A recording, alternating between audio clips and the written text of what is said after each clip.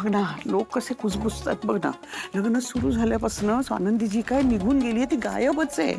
काकू ऐक ना. नाही नाही नाही, मी एरवी काही बोलले नसते, पण आज म्हटलं अंशूचं लग्न आहे, आपल्या घरातलं हे शेवटचं लग्न आहे. आज तरी तिने नको का राहायला इथे हजर. मला मला खूप खूप आनंद होत होता रे. हे सगळं मला छान बघायचं होतं. म्हणजे मी वर जाऊन तुझ्या काकांना. काकू काय बोलतेस तू हे? जाऊ दे, स्वानंदी नाहीच म्हटल्यावर काय करणार.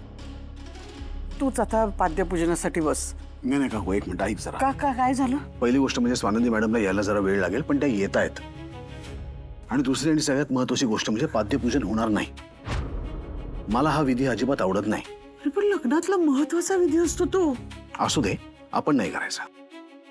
समर, हा मान आहे तुझा. नाही काकू, लग्नात मान हा प्रत्येकाचा असतो आणि त्यांनी माझे पाय धुवावे असं मी काही केलेलं नाहीये. मुलीकडच्यांनी मुलाकडच्यांचे पाय का धुवायचे? अरे त्यांची मुलगी इतक्या चांगल्या मोठ्या घरात येणार आहे. आपण तिला समावून घेणार आहोत, ऍडजस्ट करून घेणार आहोत. ही मोठी गोष्ट नाहीये का? म्हणून असतं हे सगळं. अगं पण आपण काय उपकार करतोय का त्यांच्यावर? त्यांची इतकी शिकलेली सवरलेली मुलगी ते आपल्या घरी पाठवत आहेत. खरं तर हा त्यांच्या मनाचं मोठेपण आहे. ते उपकार करतायत आपल्यावर काकू, आपण नाही करत आहोत. काय बदललाय काकू? आणि हे पाय धुवून घेणं वगैरे मला ना खूप जुनाट वाटतं. मी अजिबात हे करणार नाहीये. तू असं म्हटल्यावर विषयच संपला. वाटलं होतं माझ्या अंशूचं लग्न सगळं आनंदात पार पडेल. राहू दे, नाही, माझ्या नशिबात आनंद बघणंच नाही. तुमच्याकडे कुठल्या तरी वेगळ्या माणसाचा रिपोर्ट आला असेल, काहीतरी एक्सचेंज झाला असेल रिपोर्ट. कारण मी आत्ता म्हणाले ना तुम्हाला, लहान आहे ती, 19 वर्षाची आहे फक्त. तुमच्याकडे कदाचित रिपोर्ट बघा, तुम्ही चुकीचा आला असेल, तिचं नाव आहे का चेक, म्हणजे सॉरी, पण अहो असं होऊ शकतं ना, एक्सचेंज झाला आहे रिपोर्ट वगैरे. रिपोर्ट चुकीचा नाही आहे मॅडम, ती खरंच प्रेग्नेंट आहे. हे शक्य नाही आहे डॉक्टर. काय बोलताय तुम्ही? अहो तुम्हाला धक्का बसलाय, मी समजू शकते. नाही हो, मला धक्का नाही बसलाय. म्हणजे मला धक्का बसायचा प्रश्नच नाही आहेत ना, कारण मला माहिती आहे चिंगी कशी आहे. तुमच्याकडून काहीतरी घोळ झाला असणार आहे, तुमच्या लॅबकडनं काहीतरी एक्सचेंज झाला आहे रिपोर्ट. एकदा चेक करून घ्या तुम्ही बरं. हे बघा मॅडम, तुम्हाला हवं असेल तुम्ही दुसऱ्याकडून कुठूनही चेकअप करून घेऊ शकता. आमचं हॉस्पिटल रेप्युटेड आहे, त्यामुळे आमच्याकडून अशी चूक होणे शक्य नाही. हवं तर तुम्ही स्वतः रिपोर्ट बघू शकता.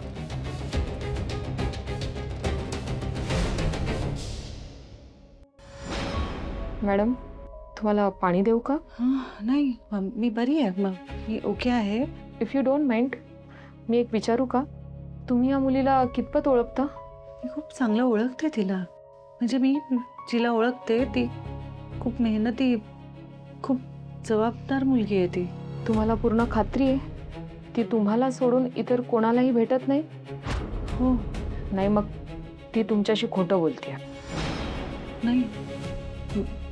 नाही म्हणजे इतका कसा चुकेल माझा अंदाज नाही. आणि कोणीच माणूस असं 24 तास खोटं नाही वागू शकत ना. कळतं माणूस आपल्याला. ती अगदी 24 तास अशी माझ्या समोर असते. बरोबर आहे, पण हातातले रिपोर्ट हेच सांगतायत की तिच्या आयुष्यात कोणीतरी एक पुरुष आहे. रिपोर्ट तुमच्या समोर आहेत. हे बघा मॅडम, मी चूक किंवा बरोबर असं काहीही म्हणत नाहीये. हो, पण डॉक्टर, आम्ही खूप बोलतो एकमेकींशी.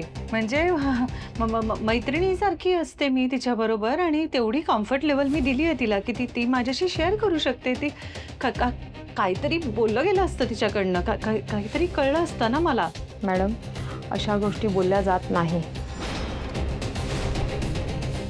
मॅडम, मला वाटतं आपण थोडा वेळ घेऊया. तुम्ही तिच्याशी हवं तर बोलून घ्या, तीच खरं काय ते सांगू शकते. हो, खोटं नाही बोलणार ती माझ्याशी.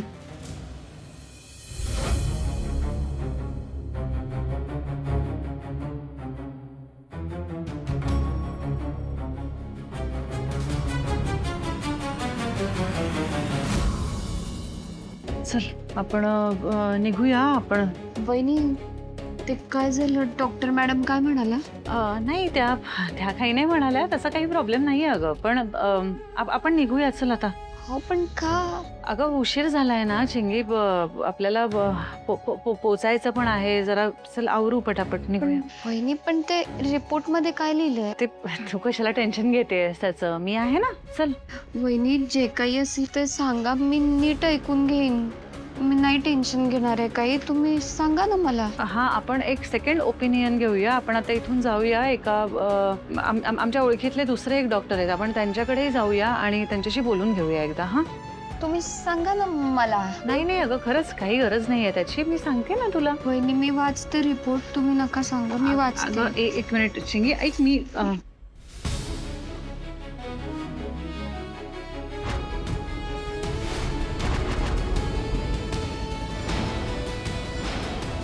मी म्हणाले होते ना तुला, अगं कधीतरी असं होतं, गडबड होते कधीतरी, पेशंट जास्त असतील ना तर रिपोर्ट एक्सचेंज होऊ शकतात. आपण दुसरीकडून करून घेऊया टेस्ट, तू काही टेन्शन.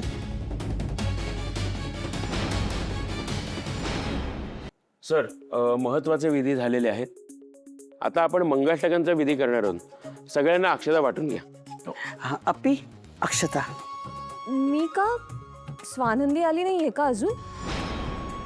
दिसते का ती तुला इथे? नाही ना? मग वाट ना तू सगळ्यांना अक्षता. अजय तिला सांगू नकोस. नारायण, नारायण.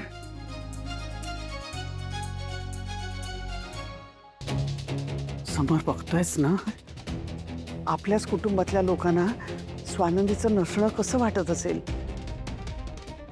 लोक कुजबुजतायत रे. इथे तर बाहेरून आलेले पण पाहुणे आहेत, ते काय विचार करत असतील. बाकी सगळ्या अपेक्षा संपून गेल्यात. आता स्वानंदीच्या हातून फक्त अक्षता तेवढ्या पडाव्या, बस, बाकी काय नको. प्लीज एकदा फोन करून बघ ना.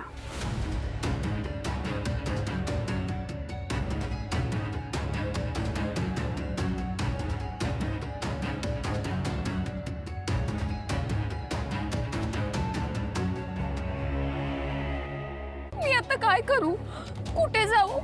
मी गावी अशी गेले तर घरातले काय बोलतील अहो मला?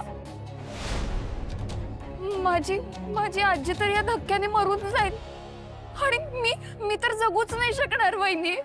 एकतर माझं लग्न झालं नाहीये आणि मी असं बाळ घेऊन गेले तर गावातले काय म्हणतील, काय करतील ते माझं? मी एकटीने हे सगळं कसं निस्तारू?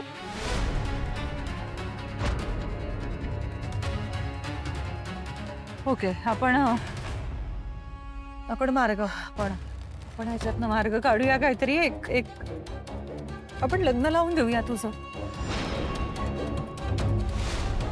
ते शक्य नाहीये, ते शक्य नाहीये, ते शक्य नाहीये, ते शक्य नाहीये. का? कारण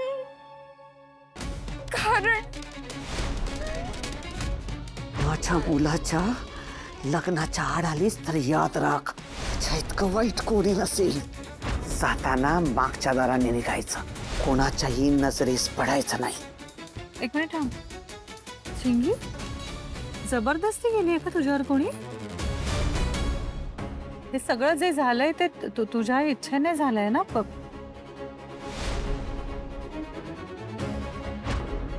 मग काय? का लग्न होऊ नाही शकत तुझं? हे बघ, हे जे काय झालंय यानंतर मी हँडल करेन सगळं. मी बोलीन. तुमचं लग्न होणं गरजेचं आहे. आता ते होणं शक्य नाहीये बहिणी. का नाही होणार आहे? कारण आज या बाळाच्या बाबांचं लग्न होतंय, लग्न होतंय, लग्न होतंय, लग्न होतंय. शंका होती मला, फक्त शंका वाटत होतं असं. पण अच्छू म्हणे, हा अच्छू म्हणे, हा.